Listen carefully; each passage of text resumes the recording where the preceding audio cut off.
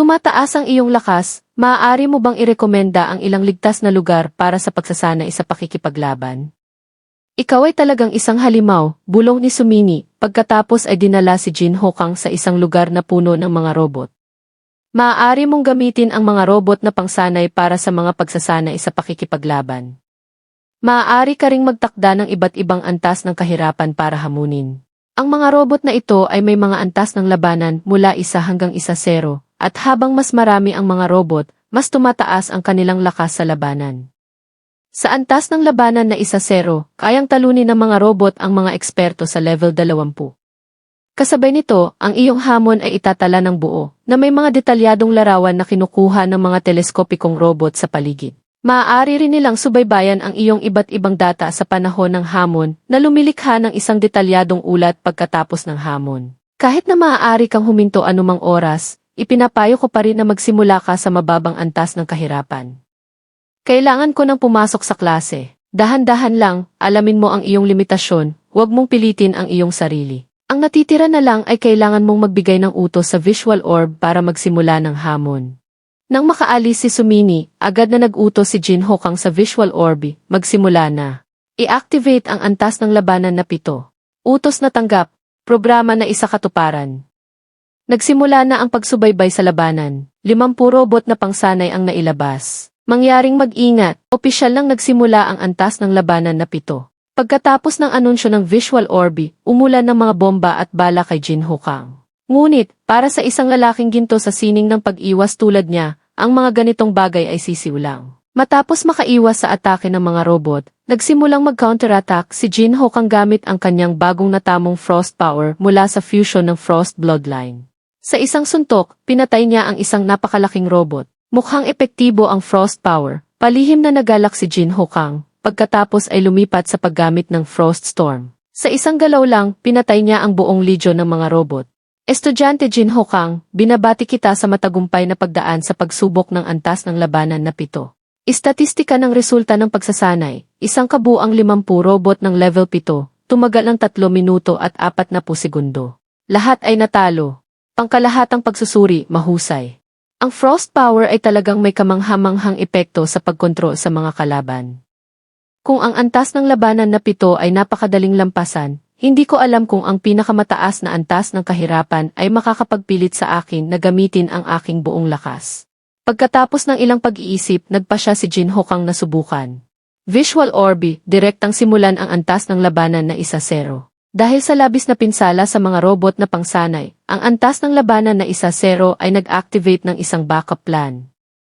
Pagkatapos, nagsimulang mag-upgrade ang mga robot. Antas ng labanan 1-0, superhuman level na robot na pangsanay ang pumalit.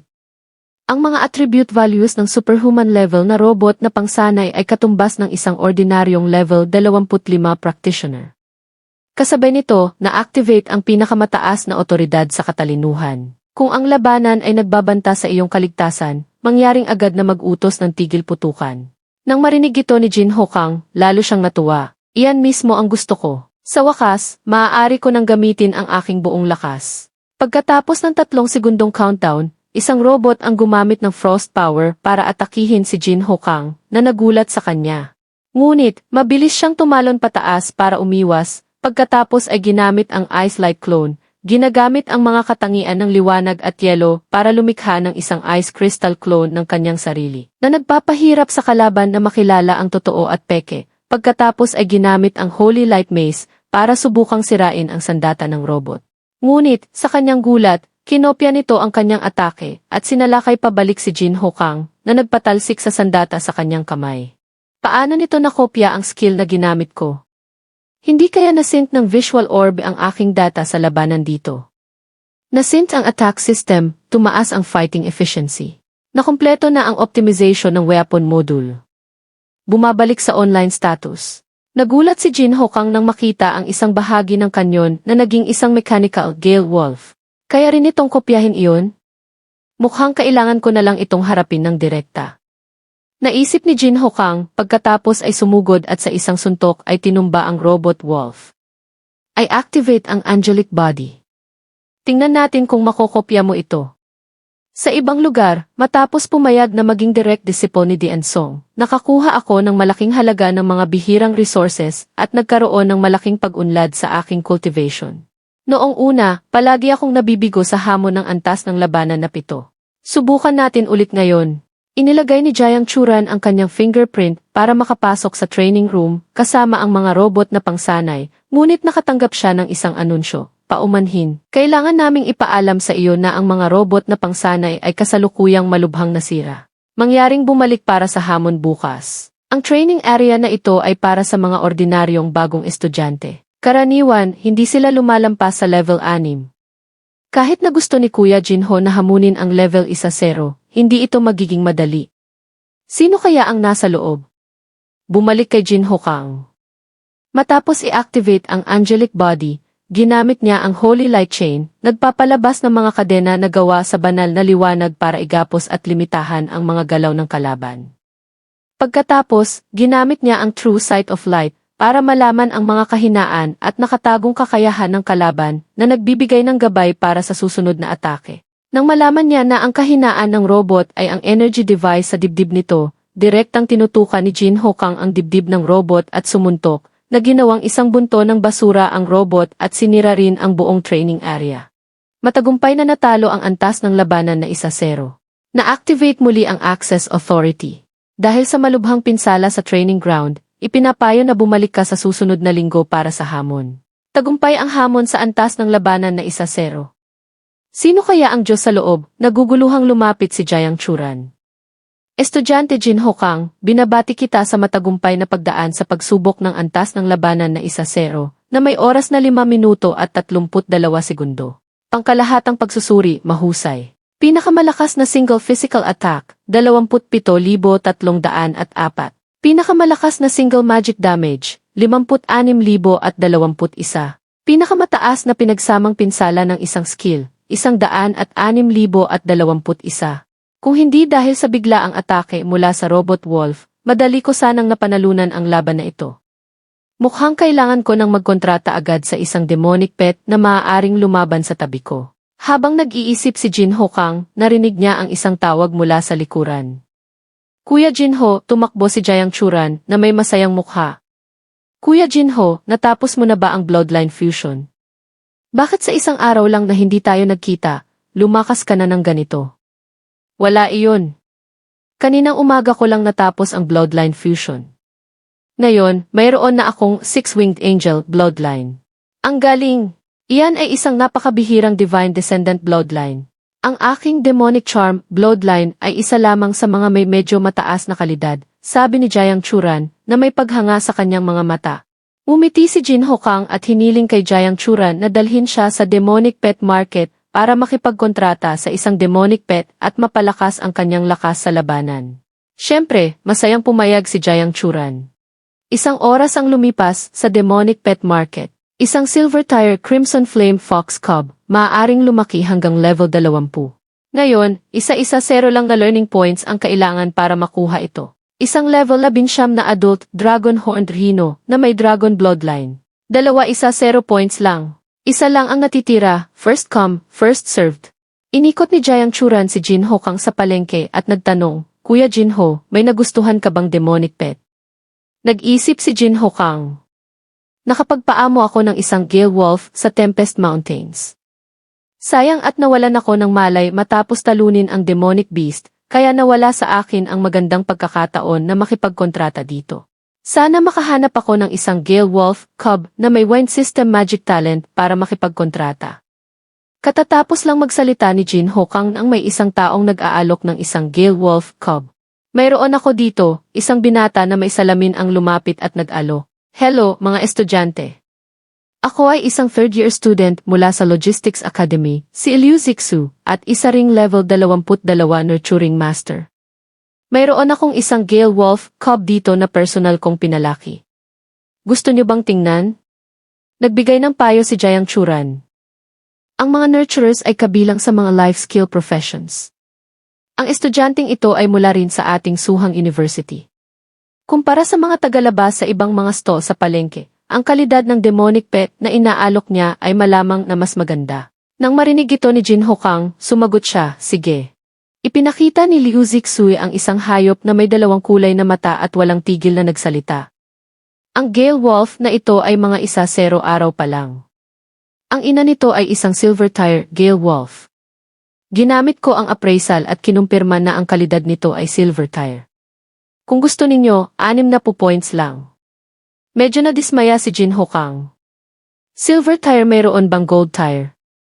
Gold Tire. Huwag mo nang sabihin ako, kahit sa buong demonic pet market na ito, ilan lang ang mayroon. Kung talagang gusto mo, kapag may balita tungkol sa isang Gold Tire, Gale Wolf Cub, agad kitang aabisuhan. Ngunit ang presyo ay tiyak na mas mahal. Kalimutan mo na iyon. Tingnan muna natin ito. Binuhat ni Jin Ho Kang ang Gale Wolf. Tila gusto ng Gale Wolf si Jin Ho Kang, umuungol na parang naglalambing. Kuya Jinho, parang may problema sa cub na ito. Masyadong maliit ang katawan, malinaw na hindi maganda ang pag-unlad. Medyo kinabahan si Liu Zixue. Ang mga Gale Wolf ay natural na mas maliit kaysa sa ibang mga demonic beasts. Ang katawan ng cubby ay halos ganito lang. Itinaas ni Jin Ho Kang ang Gale Wolf cub at ngumiti. Walang problema, bibilhin ko ito. Dapat mong malaman na walang basurang demonic pet, tanging mga basurang amo lang. Nakikita ko ang hinaharap nito. Matapos ang transaksyon, ngumiti si Liu Zixue at ibinigay kay Jin Ho Kang ang isang scroll. Ang demonic pet contract scroll na ito ay libre. Isang kabuuang 60 points lang. Ngayon, maaari ka nang makipagkontrata sa Gale Wolf Cub na ito. Sa hinaharap, maaari mo siyang ilagay sa iyong contract space, napaka-convenient. Si Liu Zixue ay masayang-masaya sa kanyang isip. Sa isang pugad ng Gale Wolf Cubs, ito lang ang may pinakamasamang kondisyon. Nag-aalala pa ako na hindi ko ito maibibenta. Hindi ko inaasahan na makakatagpo ako ng isang tanga. Mabuti na lang at nagbayad na siya ng learning points. Kung lumaki ang cub na ito na mahina at may mangyaring pagbaba ng tire sa proseso ng kontrata, magiging mahirap itong ayusin. Halika, naniniwala akong magiging mas malakas ka. Pagkasabi nito, sinimula ni Jin Ho Kang ang proseso ng kontrata sa Gale Wolf Cub. Salamat sa Blessing Spirit Potion, na epektibo pa rin sa loob ng 12 oras matapos inumin, ang depektibong produkto ay naging isang super-powered demonic pet na nagulat sa lahat ng nakasaksi. Ang lilang liwanag na ito hindi kaya isang epic tire demonic pet ang lumitaw. Maaari kang makabili ng isang epic tire demonic pet sa palengke na ito. Napakaswerte! Hoy, kapatid, ibinebenta mo ba ang Gale Wolf Cub? Bibigyan kita ng 1,000 points. Kuya Jinho, talagang may matalas kang mata. Mukhang ang Gale Wolf Cub na ito ay isang degenerate epic tire demonic pet. Matapos makuha ang iyong mana, agad nitong naibalik ang orihinal nitong tier at kalidad. Kinakamot ni Jinho Kang ang kanyang ulo at mumiti. Epic tire, mukhang minamaliit ko ang epekto ng Blessing Spirit Potion, naisip niya. Ang mga bulungan ay lalong nagpagalit kay Liu Zixue. Naibenta ko pala ang isang epic tire demonic pet sa mababang presyo sa isang bagong estudyante. Nga pala, Kuya Jinho, hindi mo pa siya binibigyan ng pangalan, paalala ni Jiang Churan. Nag-isip sandali si Jin Ho Kang at sumagot, tawagin natin siyang Xiaohui. Habang naglalaro sina Jiang Churan at Jin Ho Kang kay Xiaohui, umatras si Liu Zixue sa kanyang salita. Estudyante, paumanhin. Dahil sa aking pagkakamali, naibenta ko ang cub na ito sa iyo sa presyo ng Silver Tire. Ngayon, kung gusto mo pa rin siyang makuha, magdagdag ka ng 1,500 points. Siyempre, maaari mo ring kanselahin ang kontrata at ibalik ang demonic pet sa akin. Ibabalik ko sa iyo ang 300 points. Mas mabuting magpasya ka agad. Kung hindi ka pa rin susunod, huwag mo akong sisihin kung magiging bastos ako. Nang marinig ito ng mga tao, nagsimula silang magbulungan. Malinaw na hindi sinuri ni Liu Zixue ng mabuti ang tire ng cub. Kung hindi, paano niya ito madaling naibenta? Si Liu Zixue ay may suporta ng Liu family, at ang Liu family ay isang matagal ng partner ng paaralan. Magkakaproblema sila ngayon. Sa anumang kaso, ang epic tire demonic pet na nakuha niya ay malamang na hindi niya mapapanatili. Talagang, hindi ko pa narinig na may nagbebenta ng isang bagay at pagkatapos ay gusto itong bawiin. Naglabas ng kapangyarihan si Jin Ho Kang na may galit na ekspresyon. Huwag kang mangarap dito. Umalis ka na. Ang tingin lang ni Jin Hokang ay nagpatakot kay Liu Zixu at nag-alinlangan sa kanyang sarili. Malinaw na isa lang siyang bagong estudyante, bakit napakalakas ng kanyang aura? Tiningnan niya si Jin Hokang na papalapit. Nanginginig sa takot si Liu Zixu at utal-utal na nagpaliwanag, kapatid, kasalanan ko ito. Ito ay isang hindi pagkakaunawaan. Ang Gale Wolf Cub na ito, kunin mo na. Alam mo naman ang dapat gawin. Mas mabuting huwag na kitang makita ulit. Kung hindi, ikaw na ang bahala sa kahihinatnan. Pagkasabi nito, tumalikod si Jin Hokang at Jiang Churan. Ang malambot na pakiramdam sa kanyang kamay ay nagpasaya kay Jiang Churan. Kuya Jinho, sa susunod, pwede ba akong pumunta sa iyo para haplusin si Xiaohui? Kahit kailan ka pumunta, pwede. Sa sandaling iyon, ilang mga dumaraan ang nakakilala kay Jin Hokang. Teka, hindi ba iyan si Jin Hokang, ang nangungunang bagong estudyante? Jin Hokang, ang taong kinuha ni punong guro Wang Wei bilang kanyang eksklusibong disipulo. Narinig ko na binigyan pa siya ng isang gold contribution medal. Si Liu Zixu ay laging umaasa sa kanyang Liu family para gumawa ng gulo. Sa wakas, nahuli rin siya ngayon. Padaanin niyo ako. Padaanin niyo ako. Oh, si Liu Wucheng. Nandito ba siya para suportahan ang kanyang kapatid? Dumaan si Liu Wucheng sa karamihan at lumapit kay Liu Zixu. Nang makita siya ni Liu Zixu, nagsumbong siya. Kuya, kailangan mong bigyan ako ng hustisya. Sila Ali. Bago pa matapos magsalita si Liu Zixu, sinipa na siya sa mukha. Walang kwentang bagay. Alam mo ba kung ano ang ibig sabihin ng isang bagong estudyante na nakatanggap ng isang gold contribution medal? Swerte ka na pinatawad ka nila. Sa susunod, huwag ka nang manggulo dito. Lumayo ka hanggat maaari. Hawak ni Liu Zixu ang kanyang namamagang mukha, nag-iisip kung ano ang kanyang ginawa para galitin ang isang nakakatakot na tao. Bumalik sa bida. Talagang isang epic tire Gale Wolf Cub. Sa ganitong kabataan, kaya na niyang gamitin ang kanyang wind system ability ng instinctual. Habang sinusubok ni Jin Hokang ang mga kakayahan ni Xiaohui, dinala ng mga tao mula sa Snow Dragon Legion ang Extreme Ice Lotus kay Jin Hokang na nagpangiti sa kanya ng malaki. Hindi ko inaasahan na ganoon ka-epektibo ang Snow Dragon Legion. Wala pang 3 araw mula nang umalis ako sa Tempest Mountains, dinala na nila ito sa akin. Sa wakas, nakuha ko na ang Extreme Ice Lotus. Hanggat magiging Extreme Cold Pill ito, madaling malulutas ang panganib ng Bloodline Awakening ni Yuna. Naalala niya ang sinabi ni Guro Wang Wei. Agad na nag-schedule si Jin Hokang ng appointment sa isang alchemist. Nag-schedule kami ng appointment para sa iyo kay Master Hichayan, isang level siyam alchemist. Dahil ang mga materyales at confidentiality na kailangan para sa paggawa ng S-rank Heavenly Treasures ay napakahalaga, mangyaring pumunta sa Danyao Department para sa isang detalyadong talakayan. Nang matanggap ang abiso, mabilis na pumunta si Jin Hokang sa Danyao Department. Sayang at si Master Hichayan ay nasa klase. Tanging ang kanyang estudyante na si Lin Yi ang naiwan sa duty. Anong uri ng pill ang gusto mong gawin? Kung mayroon kang anumang problema, maaari kong sagutin para sa iyo muna. Isang S-rank pill, ang Extreme Cold Pill. Habang nagsasalita, inilabas ni Jin Hokang ang mga materyales na nagulat kay Lin Yi. Isang S-rank Heavenly Treasure, Extreme Ice Lotus. At isang A-rank Iceling Grass. Mukhang bago ka lang, paano ka nagkaroon ng ganoon karaming bihirang Heavenly Treasures? Mumiti si Jin Hokang ng mapagkumbaba.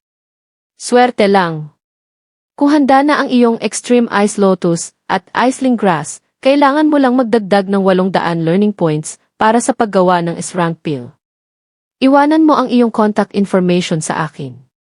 Kapag natapos na ni Guro ang Extreme Cold Pill, aabisuhan kita agad para kunin ito. Matapos magpalitan ng contact information, pumunta si Jin Hokang sa klase. Dito, nagkataong narinig niya ang 2 estudyante na nag-uusap. Alam mo ba, kamakailan lang, maraming lugar ang nakatuklas ng mga nanilalang. Talaga? Hindi mo ba narinig? Kamakailan, maraming legion at guilds ang ipinatawag pabalik mula sa frontline. Ang aking kaibigan sa legion ang nagsabi. Sinabi niya na sa buong Zongxia Kingdom, tila natuklasan ang mga bakas ng mga nanilalang. Mukhang kumalat na ang balita tungkol sa otherworldly creature invasion, naisip ni Jin Hokang. Biglang may tumapik sa kanyang balikat. Song Halan, dito ka rin ba nag-aaral? Siyempre. Ang aking instructor ay si Dean Wumang. Mukhang magiging magkaklase tayo sa hinaharap. Inabot ni Song Halan ang kanyang kamay at pabirong sinabi, Estudyante Jin Ho Kang, sana ay magabayan mo ako ng higit pa sa hinaharap. Sana ay magabayan mo ako ng higit pa. Tumawa si Song Halan. Ang galing mo, parang imposible na ako ang magtuturo sa iyo. Ngunit, sa hinaharap, kung mayroon kang kailangan, sabihin mo lang. Sa sandaling iyon, pumasok ang guro ng Demonic Beast Studies. At ang taong ito ay hindi estranghero, kundi si Sumini. Bago opisyal na magsimula ang klase, may ilang mahalagang anunsyo akong sasabihin sa inyo. Tulad ng mga chismis, maraming nanilalang ang lumitaw sa Zongxia Kingdom. Kahit na ang mga nanilalang na ito ay hindi masyadong malakas, binibigyan ng malaking importansya ng bansa ang kanilang paglitaw. Sa harap ng potensyal na banta, pumasok na sa level 3 alert state ang mga legion ng Zongxia Kingdom. Kasabay nito, dumoble rin ang pamumuhunan sa resources ng mga malalaking paaralan.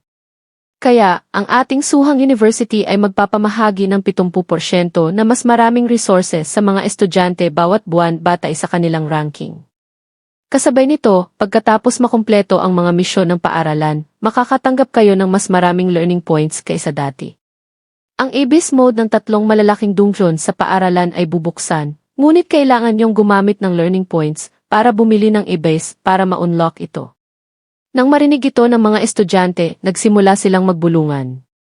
Ang bansa ay namamahagi ng malaking halaga ng resources. Ito ay isang desisyon na hubugin ang mga malalakas sa lahat ng paraan. Sa wakas, binuksan na ang Abyss mode. Sa ganitong paraan, makakakuha ako ng mas maraming resources. Kahit ang mga gantimpala sa misyon ay tumaas. Mukhang may malaking plano ang paaralan. Sana ay pakalmahin ninyo ang inyong mga nasasabik na damdamin. Tumayo si Sumini sa podium, pumitik at naglabas ng enerhiya na agad na nagpatahimik sa mga estudyante.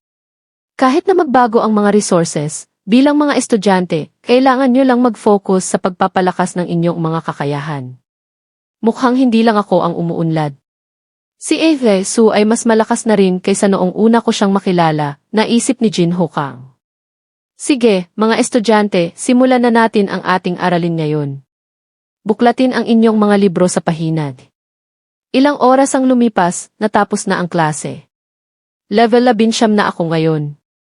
Mayroon na akong Extreme Ice Lotus. Hindi ko na kailangang pumasok sa mapanganib na Tempest Mountains. Ang Goblin's Lair Abyss Dungeon ay ang perpektong lugar para makakuha ako ng experience para mag-level up. Habang malalim ang iniisip ni Jin Ho Kang, nakita niya si Jiang Churan na nakatayo hindi kalayuan. Xiaoran, bakit ka nandito? Narinig ko na tataas din ang mga gantimpala sa pagdaan sa 3 dungeons ng paaralan. Gusto kitang imbitahan na subukan natin. Nagkataon lang, iyan din ang balak ko. Matapos mag-teleport sa Dungeon Hall, nagtanong si Jiang Churan, Kuya Jinho, anong difficulty ang hahamunin mo? Abyss level. Ikaw? Mabilis na umiling si Jiang Churan. Masyadong mahirap ang Abyss level. Malaki ang agwat ng ating lakas. Sa tingin ko, kaya ko lang hamunin ang hard difficulty. Hinawakan ni Jin Ho Kang ang kanyang kamay at inalo siya. Huwag kang mag-alala. Kapag natapos ko na ang Abyss level, mag-team up tayo at hamunin ulit ito. Kung gayon, napagkasunduan na natin. Susubukan ko muna ang hard difficulty. Good luck, Kuya Jinho, nahihi ang sagot ni Jiang Churan, pagkatapos ay tumalikod at umalis. Sa sandaling iyon, ang paglitaw ng isang tao ay nagdulot ng kaguluhan sa buong hall. Zhe Mingxuan. Bakit siya nandito? Matagal ko nang hindi nakikita ang isang eksperto na humahamon sa dungsyon. Hindi mo ba alam? Ang pag-refresh sa clearance record ng Abyss level dungeon ay maaaring magbigay ng isang talent achievement reward. Kung walang espesyal na pagkakataon, hindi mo makukuha ang isang talent achievement. Hindi nakapagtataka na nagmamadaling pumunta dito si Zhe Mingxuan. Zhe Mingxuan, Mage, level 23, Earthboard rank 86. Nakakabagot. Kailangan ko pang magmadali para hamunin ang Abyss level dungeon, naisip ni Jin Ho Kang. Pagkatapos, pinili niya ang Goblin's Lair Abyss level dungeon at pumasok, na nagdulot ng kaguluhan sa buong hall. Iyan si Jin Ho Kang. Hindi ba't siya ang nangungunang bagong estudyante? Hahaha. Ngunit, isang level 19 paladin na nangahas hamunin ang iba-based difficulty. Talagang hindi niya alam ang kanyang lugar. Ang kanyang 400 learning points ay malamang na masasayang lang. Si Zaiming Xuan na nakatayo malapit ay palihim ng umisi. Mukhang ang pag-adjust sa resources ay nagdulot ng labis na kumpiyansa sa ilang tao. Pinili mo ang iba-based difficulty. Kaya, ang iyong account ay otomatikong mababawasan ng 400 learning points para ipagpalit sa isang iba-based. Na-teleport ka na sa Goblin's Lair. Tandaan, ang mga halimaw sa Abyss level dungeons ay magiging mas mabangis habang tumataas ang difficulty. Kung nahihirapan ka, basagin mo agad ang iba-based para makatakas sa dungeon. Bakit ang wasak dito? Ito ba ang resulta ng pananakop at pagsira ng mga goblin? Habang nag-iisip si Jin Hokang, isang goblin ang sumalakay mula sa likod. Ngunit, sa isang magaan na pagwasiwas lang ng kamay ni Jin Hokang, pinadala niya ang goblin sa kanyang mga ninuno. Ngunit, pagkatapos ng ilang segundo, isang buong legion ng mga goblin ang pumalibot kay Jin Hokang at sabay-sabay na sumugod. Halimaw, Goblin Warrior. Level, 22. Kalidad, Silver. Skills, Ambush / Mukhang marami ang mga goblin sa pagkakataong ito. Ngunit, kung mas malakas ang kalaban, mas mahirap ang hamon. Pagkasabi nito, iwinasiwas ni Jin Hokang ang kanyang mace, at sa isang galaw ay pinatay ang buong grupo ng mga goblin. Agad na lumitaw ang isa pang grupo, na nagpilit kay Jin Hokang na magkalkula sa pagkakataong ito. Mukhang ang difficulty ng gate na ito ay isang malaking bilang ng mga goblin na magsasagawa ng mga suicide attacks. Magdudulot ito ng labis na pagkonsumo ng mana. Kailangan kong magtipid ng mana para masigurong sapat ito para sa mga skills laban sa boss. Sa pag-iisip nito, nagpasya si Jin Hokang na gamitin ang Glorious Phantom Slash, patuloy na iwinawasiwas ang kanyang sandata sa napakabilis na bilis para lumikha ng sunod-sunod na hiwa sa bilis ng liwanag, na nagdudulot ng isang malakas na atake sa kalaban at pinapatay ang mga halimaw. Binabati kita sa pagpatay sa grupo ng mga goblin. Nakakuha ka ng 11,236 experience points. Level 11, 22,743 paghahati 54,000. Talagang, kung mas mataas ang level, mas mahirap mag-level up. Kahit na pumatay ako ng maraming goblin, halos makakarating lang ako sa level 20. Sana, pagkatapos patayin ang boss, ang dami ng experience points ay makakatulong sa aking mabilis na makalusot. Nagpatuloy si Jin Hokang sa pagpasok. Hindi nagtagal, natagpuan niya ang boss. Halimaw, Goblin King. Level, 24. Kalidad, Epic. Skills, hindi alam. Tandaan, pinamunuan ng Goblin King ang lahi ng mga goblin sa pagsakop sa ilang mga lungsod ng tao. Isang hamak na tao. Maligayang pagdating sa lupain ng kamatayan na inihanda ko para sa iyo. Nangahas kang patayin ang buong lahi ko. Mamamatay ka, tao. Pagkasabi nito, iwinasiwas ng Goblin King ang kanyang palakol na nagpilit kay Jin Hokang na tumalon pataas para umiwas. Ang goblin na ito ay napakalakas. Kahit na malaki ang kanyang katawan, hindi apektado ang kanyang bilis. Naisip ni Jin Hokang, nag-ipon ng lakas, at nagpakawala ng isang counterattack. Ngunit, sa ilalim ng dominant body state na lumalaban sa lahat ng physical attacks at maaaring mag-activate ng isang kalasag para i-reflect ang isang bahagi ng pinsala ng boss, ang kanyang galaw ay parang kagat lang ng lamok. Alam niyang mahirap umasa sa physical attacks para atakihin, lumipat si Jin Hokang sa paggamit ng magic. Lumikha siya ng mga magic chains, matagumpay na kinontrol ang boss, na nagpigil dito na makagalaw. Pagkatapos, nagpakawala siya ng isang palm strike, direktang kinuha ang buhay ng boss sa isang iglap. Binabati kita sa pagkumpleto ng Abyss level dungeon. Oras ng pagkumpleto, 1:0 minuto at 56 segundo. Batay sa nakaraang record, nakapagtala ka ng isang bagong record para sa bilis ng pagkumpleto ng dungeon na ito. Binabati kita sa pagpatay sa boss at pagkuha ng 30 free attribute points, 30 skill points, at 24,119 experience points. Ang Goblin King na ito, kahit na isang Abyss level dungeon boss, ay napatay sa isang galaw lang. Sadyang nag-ipon pa ako ng malaking halaga ng mana at naghanda na gumamit ng ibang malalakas na skills para harapin siya. Sa sandaling iyon, isang-isa pang anunsyo ang lumitaw. Kapag nag-refresh ka ng isang clearance record, maaari mong i-unlock ang Rapid Casting A talent. Ang bilis na pag-cast ng iyong magic skills ay lubos na tataas. Kahit ang mga low-level spells ay maaaring i-cast agad. Talagang, ang pag-refresh sa clearance record ng isang Abyss-level dungeon ay maaaring magbigay ng isang bagong talent. Sa tulong ng Rapid Casting A talent, ang aking lakas ay muling tataas. Oras nang bumalik. Ang tanging ikinalulungkot ko ay halos umabot lang ako sa level 20. Dahil marami akong learning points ngayon, dadalhin ko si Xiaoran para hamunin ulit ang Abyss-level dungeon. Kasabay nito, sa labas ng Dungeon Hall, maraming mga tao na pumili ng Abyss-level dungeon ang sumuko na dahil hindi nila nakayanan ang hirap sa loob. Ngayon, sila, kasama ang mga pumili ng ibang difficulty levels, ay nakatingin sa ranking board at nag-uusap. Hanggang ngayon, wala pang nakakalusot. Masyadong mahirap ang Abyss-level dungeon na ito. Pagpasok ko pa lang, napalibutan na ako ng daan-daang silver-level goblins. Kung hindi ako mabilis na nakatakas, baka natrap na ako sa loob. Hindi nakapagtataka na Abyss difficulty. Sobrang nakakatakot ang intensity. Mukhang maaasahan na lang natin ang mga eksperto sa Earthboard tulad ni Zai Mingxuan. Si Jiang Churan, na nakatayo sa karamihan, ay naisip, mabuti na lang at hard difficulty lang ang pinili ko, kaya madali akong nakalusot. Ngayon, sana lang ay makalusot si Kuya Jinho sa gate na ito. Narinig ko na binuksan din ang Abyss-level dungeon sa freshman competition sa pagkakataong ito. Ilan kaya ang nagtagumpay? Tama iyan. Mukhang may isang lalaking nagngangalang Jinho Kang, isang level 19 paladin, ang nangunguna sa mga bagong estudyante. Nakapagtala pa siya ng isang bagong record. Habang nag-uusap ang dalawang binata, may sumigaw na refresh na naman ang record ng dungeon. Ang binata ay hindi makapaniwala, itinuro ang ranking board. Hindi ba tiyan ang pangalang Jinho Kang sa tuktok ng listahan? Numero 1, Jinho Kang. Difficulty, Abyss.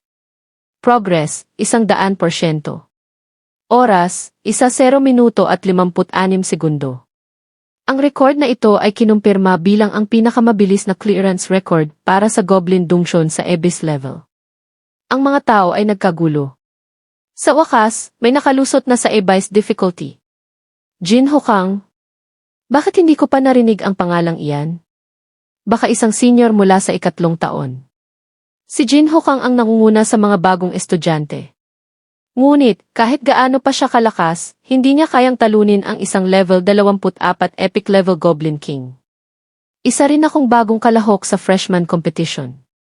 Ilang araw pa lang ang nakalipas, bakit ganoon kabilis ang pag-unlad ni Jinho Kang? Hintayin natin saglit. Baka si Brother Xuan ay huling pumasok sa dungeon kaysa kay Jinho Kang, kaya medyo nahuli siya. Isang binata ang tumawa ng may kumpiyansa, habang idinadagdag sa kanyang isip, kapag si Brother Xuan ay lumabas at nakapagtala ng isang bagong record, tiyak na bababa ang numero ni Jinho Kang sa listahan.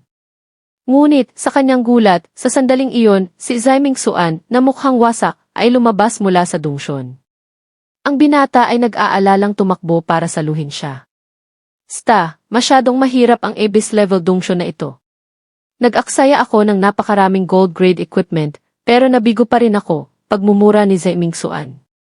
Pagkatapos, napansin niya na halos walang pumapansin sa kanya, lahat ay nakatayo sa paligid ng ranking board at nag-uusap. Kahit na medyo naguluhan siya, hindi niya ito gaanong pinansin at kumuha ng isang potion para magpagaling. Hanggang sa ipaalam sa kanya ng kanyang mga tauhan ang tungkol sa super unbelievable na oras ni Jinho Kang sa pagdaan sa Abyss-level dungeon, nagulat siya at nasamid sa kanyang gamot. Tingnan niyo! Lumabas na si Jinho Kang.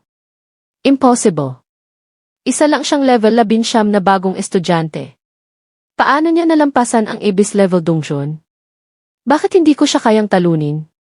Kailangan kong alamin kung ano ang nangyari. Ngayon lang siya lumabas. Baka nandaya siya. Galit na inihagis ni Zai Mingxuan ang potion sa kanyang kamay at mumiti ng hindi peke para lapitan si Jinho Kang. Ngunit, bago pa siya makatapos magsalita, binaliwala siya ni Jinho Kang at lumapit kay Jiang Churan. Binabati kita sa matagumpay na pagdaan. Ako naman, halos hindi ko nalampasan ang hard level. Pakiramdam ko, lalo akong naiiwan sa iyo. Lumapit si Jin Hokang at hinaplos ang ulo ni Jiang Churan. Huwag kang mag-alala. Madaling talunin ang Goblin King. Ituturo ko sa iyo ang lahat ng mga para makalusot sa gate.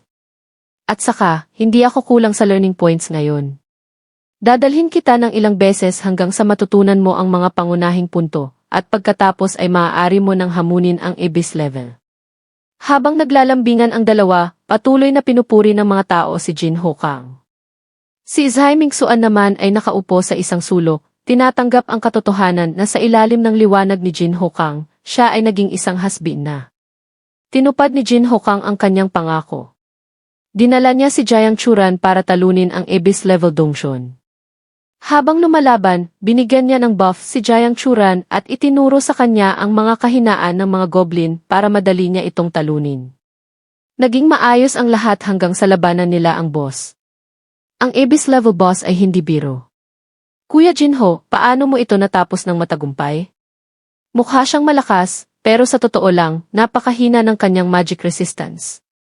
Madali siyang matatalo gamit ang mga malalakas na magic skills. Nang marinig ito ni Jiang Churan, nagboluntaryo siyang labanan ang boss. Dahil mahina ang magic resistance ng boss, nagpa siya si Jiang Churan na subukan muna ang magic power sa kanyang demonic charm, bloodline gamit ang Demon's Blade skill. Nagpapalabas ng isang malaking alon ng slashes. Ang demonic power na nakapaloob sa slashes ay sasabog pagkatapos tumama sa target, na nagdudulot ng karagdagang dark attribute damage sa kalaban. Ngunit, sa halip na talunin ang boss, ang galaw na ito ay nagbigay pa ng mana sa boss, na lalo pa itong pinalakas. Sa sandaling iyon, itinapak ng boss ang kanyang mga paa sa lupa, lumilikha ng isang lindol na nagdulot ng pagyanig sa lupa, lumilikha ng ilang alon para itulak pabalik ang kalaban at maaaring magdulot ng stone. Ginamit ni Jin Hokang ang kanyang kapangyarihan para labanan ang atake na ito at nag-aalalang tumawag, "Xiaoran, okay ka lang ba?" "Okay lang, Kuya Jinho. Kasalanan ko lahat. Hindi ko nakontrol ng maayos ang aking mana, kaya nasipsip ito ng boss at lumakas siya. Huwag mong sisihin ang iyong sarili. Subukan ko munang tingnan kung epektibo ang mga paraan para harapin siya." Pagkasabi nito, ginamit ni Jin Hokang ang Light's Judgment para atakihin ang boss, ngunit hinarangan ito ng kalasag nito. Ang epekto ng skill ay hindi kasing lakas ng dati. Tila tumaas ng malaki ang kanyang magic resistance, naisip ni Jin Hokang. Talagang medyo mahirap itong harapin. Subukan ko ulit. Kung hindi ko siya matalo, basagin mo ang Abyss. Huwag mong kalimutan na ito ay isang challenge Dongshun lang. Huwag mong saktan ang iyong sarili.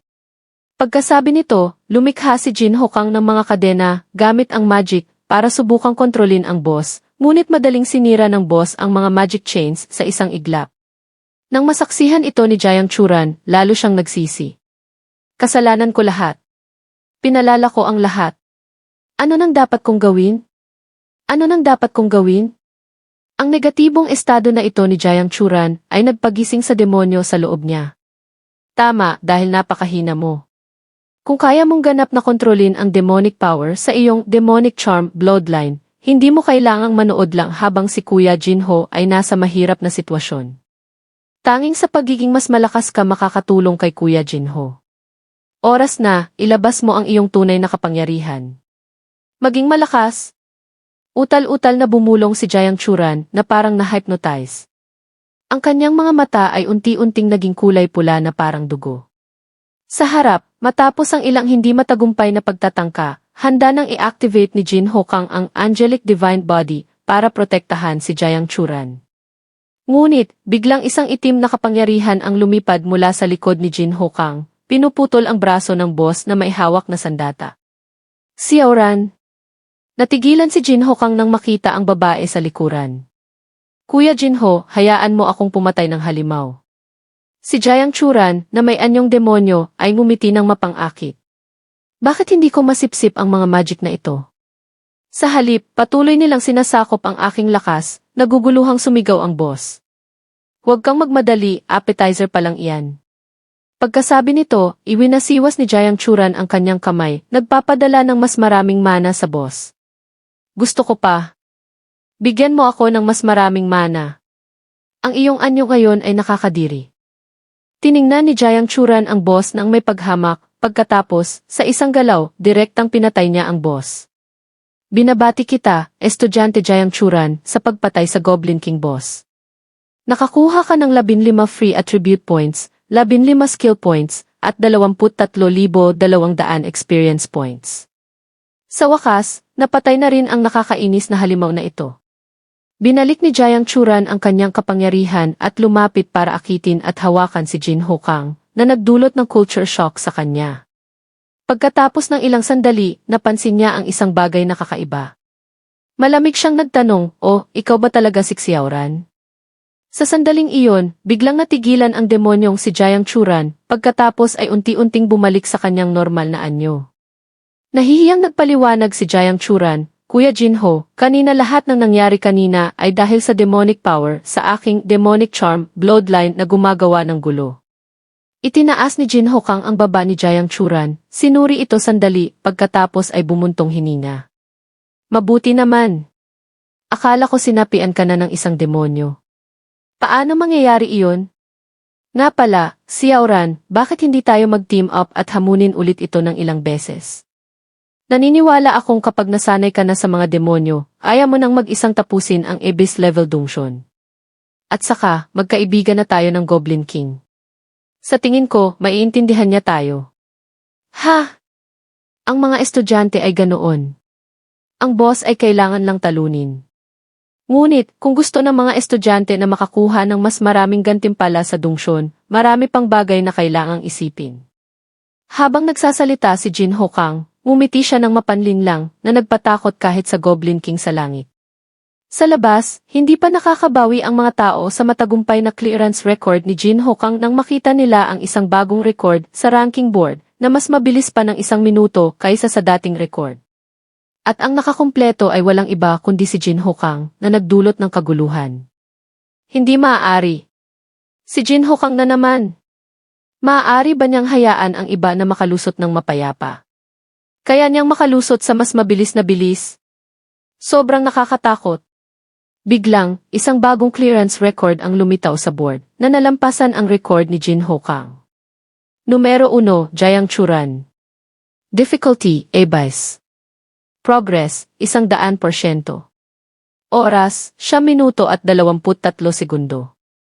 Kinumpirma na ang record na ito ang pinakamabilis na clearance record para sa Goblin Dungeon sa Abyss level. Hindi ba't isa siyang bagong estudyante na kaya lang hamunin ang hard difficulty? Ngayon, kaya na niyang mag-isang tapusin ang Abyss level Dungeon.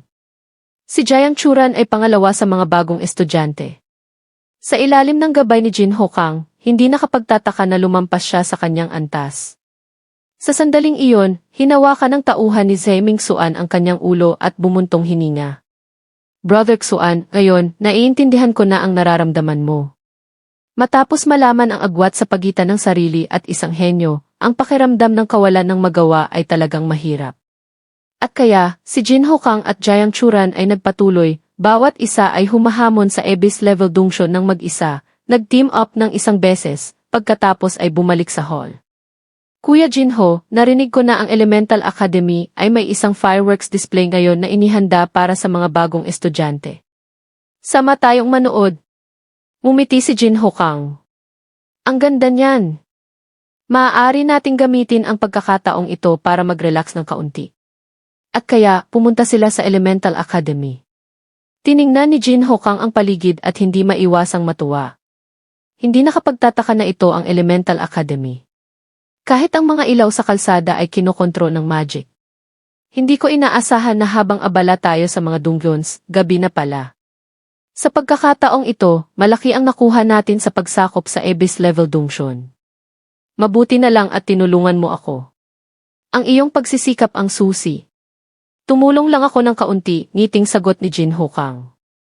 Bigla, nakakita siya ng isang higanting estatwa.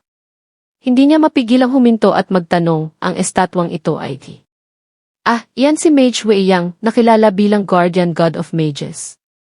Minsan na niyang matagumpay na hinarangan ang ilang matinding pag-atake ng mga legions. Kaya, ang kanyang kabayanihan ay malawak na ikinuwento. Sayang at sa Great Battle, tinambangan siya ng isang Lord-level na demonyo. Sa huli, namatay siya ng buong tapang. Dahil ang kanyang kaluluwa ay ganap na nawala, hindi na siya mailigtas. Talagang isang dakilang bayani. Kakaunti pa lang ang alam ko sa kasaysayan. Maaari mo bang sabihin sa akin ang tungkol sa Dark Ages sa simpleng paraan? Siyempre, sagot ni Jiang Churan. Sa totoo lang, para pag-usapan ang bahaging iyon ng kasaysayan, kailangan nating magsimula sa Golden Age, 80 taon na ang nakalipas. Simula noong 254, maraming mga practitioner na may likas na talento ang sunod-sunod na lumitaw. Kaya, ang taong ito ay tinawag ding Golden Age. Tulad ng mga bayani, si Gale Sword Saint, Xiang Pinghai at Blazing Blade Saint, Li Xiaoyang, ay nananatili pa rin sa frontline ng larangan ng digmaan hanggang ngayon.